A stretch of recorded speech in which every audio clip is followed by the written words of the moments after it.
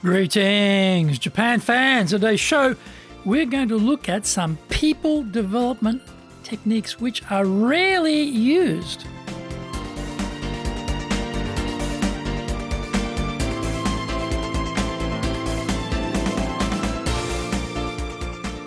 Maishu, arigatou gozaimasu, and welcome back to the 9th year of the Leadership Japan series. And I'm your host in Tokyo, Dr. Greg Story, your corporate coaching and training guy committed to your success, president of Dale Carnegie Training Tokyo, Japan, and the 3-time best-selling author of Japan Sales Mastery, Japan Business Mastery, and Japan Presentations Mastery. My new book in Japanese, Za Eigyo, is available on Amazon. We are broadcasting around the world from Minato-ku in the center of Tokyo, the leadership capital of Japan. Brings insights, examples, and experience about leading in Japan. And trust me, it is different here. Don't forget to subscribe and share this podcast with your family, friends, and colleagues.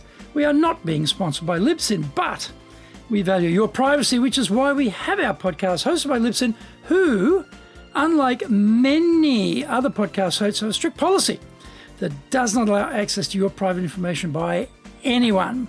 Here is our daily podcast lineup on iTunes. Mondays, the Cutting Edge Japan Business Show. Tuesdays, the Presentations Japan series. Every second Tuesday, the Business Tatsujin no Oshie Show. Wednesdays, the Sales Japan series. Thursdays, the Leadership Japan series. And every second Thursday, the Business Pro Podcast Show. Fridays, the Japan Business Mastery Show. And Saturdays, Japan's top business interviews. Before we get going, today's handy Japanese phrase is Ikuradeska, Ikuradeska, Ikuradeska, which again, this is informal Japanese. So we're asking how much is it, right? So you might ask your friend, how much is that? Ikuradeska, Ikuradeska. Maybe you bought something recently. Ikuradeska, what does that cost you to buy that? If you were being with a client, you would never say that. You'd say something like "oikura deska," "oikura," more the polite form. But for just amongst friends, "ikura deska," how much is that? "Ikura deska," how much is that? What's the cost? "Ikura deska." This is episode number 461. Today we are talking about underused people development techniques. Developing people should be a committed constant of leadership. That is not always the case, though.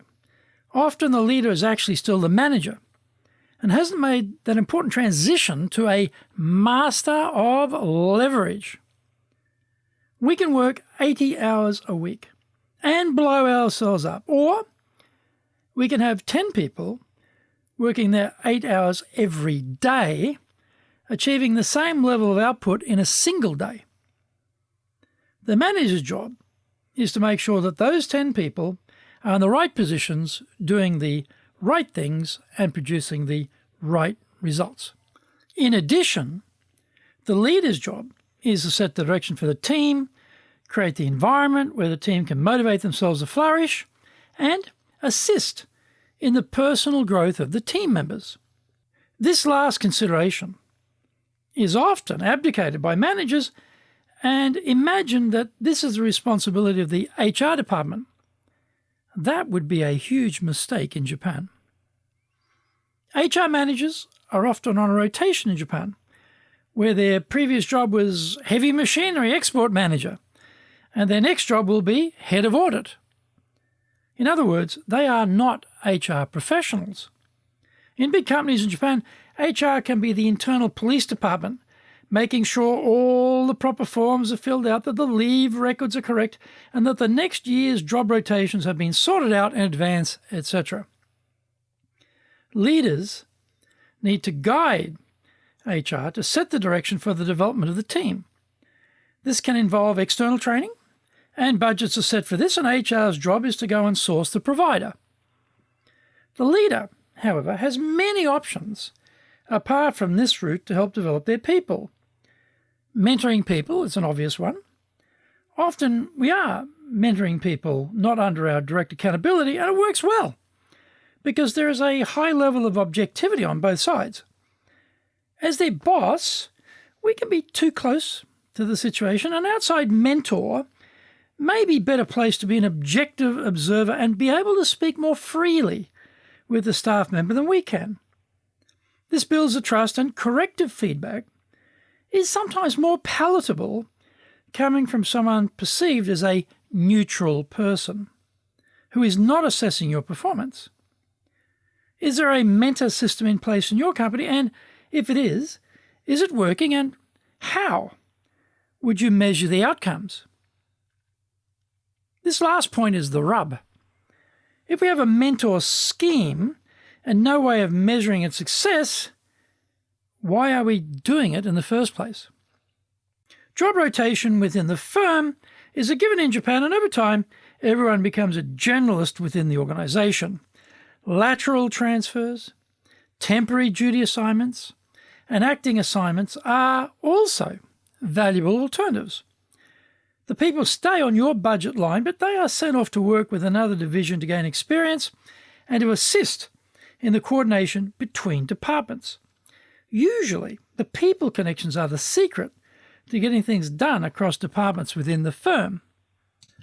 And this is a brilliant way to build those connections. Cross-training is a very good idea to reduce concentration risk. If there is a key person for a task, and that person becomes ill or leaves the firm, then there is a massive hole because everyone else has become so specialized in their own roles. This is particularly pronounced in smaller companies. Take a quick look at the team. If so-and-so suddenly left, what would happen to the business? If the answer is it would be a disaster, then it is time to get started on cross-training people within the organization. Having key roles cross-trained is a good insurance against future disruptions to the business. Is this something which is part of the weave of your organization, something built into the fabric of how you operate? I would guess that these opportunities are not as widespread as they should be. We only discover the value of cross-training when a key person disappears and we have no one around with the required expertise to do the job, and to do the job right now. Find out more. We come back from the break.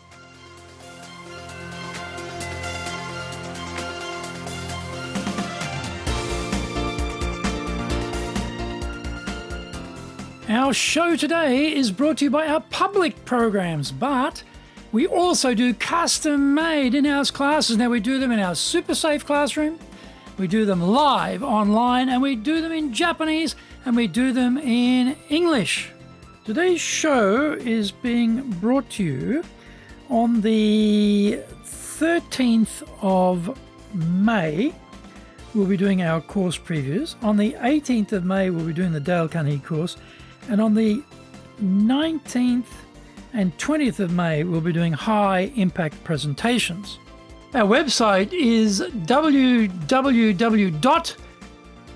D-A-L-E hyphen Carnegie, C-A-R-N-E-G-I-E .co.jp.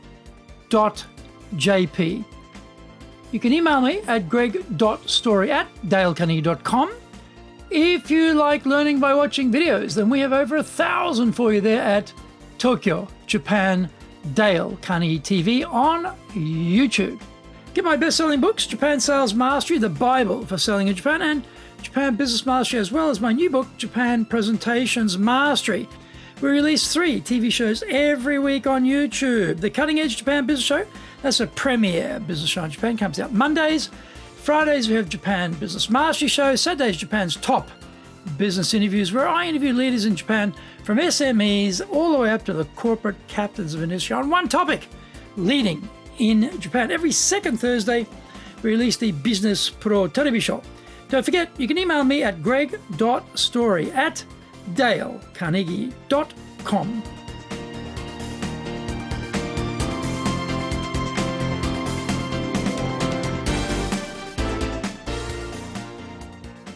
Welcome back. That happened to me by accident. My head of administration quit the company. She knew the systems, did the bookkeeping entry work, and made sure all of the inside logistics of the business functioned very smoothly. Uh-oh.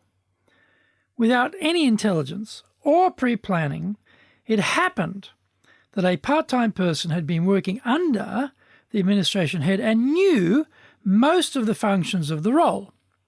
He was able to keep us going until we made a new hire. It worked out. But that result had nothing to do with me and my genius leadership, and had a big sprinkling of luck. I realized this was a close call and an important issue which I needed to plan for in the future. Special projects, task forces, and committee assignments are a good ground for growing skills. There is a leadership and coordination aspect which allows team members to experience firsthand all the headaches associated with being the leader.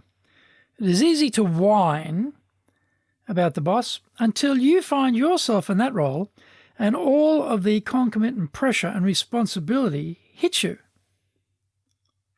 This is where you discover the areas where you lack the necessary skills to be given higher responsibility, and it gives you the focus to know what to work on if you want to rise in the ranks. Giving project management opportunities is reasonably common, and your firm may be doing this already. However, is it a series of stopgap measures or part of a strategic plan to fully develop your leadership bench strength? Becoming the assistant to the leader or to senior people in the organization is a huge learning opportunity. At this level, you begin to see the organization as a whole and are exposed to all the complexities of running a modern business enterprise. It also gives deeper exposure to different leadership styles as you see the good, the bad, and the ugly of how senior leaders lead. One of the problems for leaders is we all tend to get very busy and are focused on our own work. And we forget that these tools exist and we should be making greater use of them. At a lower level, someone being groomed to step up into a middle management leadership position can take on the role of the understudy to the boss.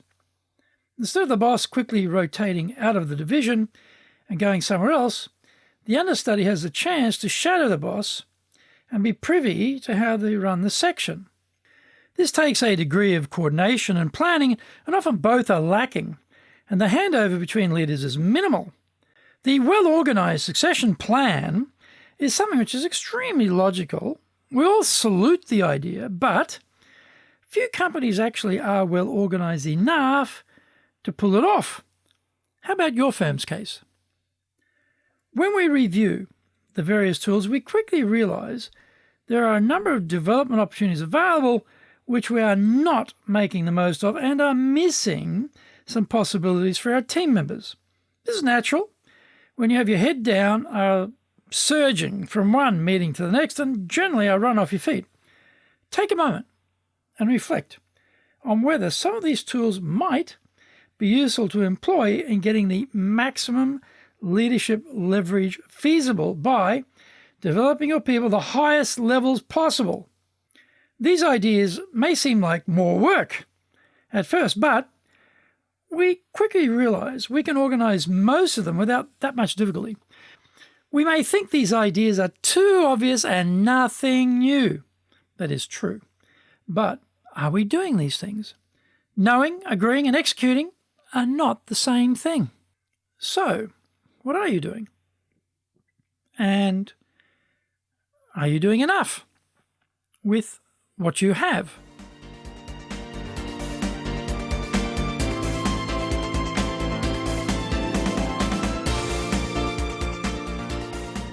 Thank you for joining the Leadership Japan series. If you found the program useful, then share it with your family, friends, and colleagues. Don't forget to subscribe and share this podcast. Take what you found valuable, immediately put it into action, because idea application is what makes winners winners. Be one of them. Remember, I'm your corporate coaching and training guy in your corner, committed to your success here in Nippon.